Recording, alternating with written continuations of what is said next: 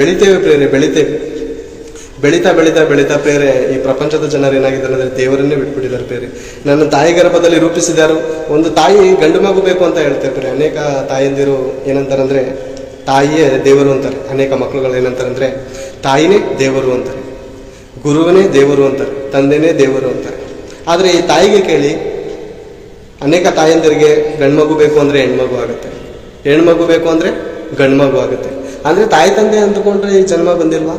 ಯಾಕೆ ತಾಯಿ ತಂದೆ ರೂಪಿಸ್ಕೋಬೋದಾಗಿತ್ತಲ್ಲ ಪ್ರೇರೆ? ತಾಯಿ ತಂದೆನೇ ನಮ್ಮನ್ನು ಈ ಲೋಕಕ್ಕೆ ಬರಮಾಡಿದವರಾಗಿದ್ದರೆ ತಾಯಿ ಇಷ್ಟಪಡುವಂಥ ಗಂಡು ಮಗು, ತಂದೆ ಇಷ್ಟಪಡುವಂಥ ಹೆಣ್ಮಗುನೇ ರೂಪಿಸ್ಕೋಬೋದಾಗಿತ್ತಲ್ಲ.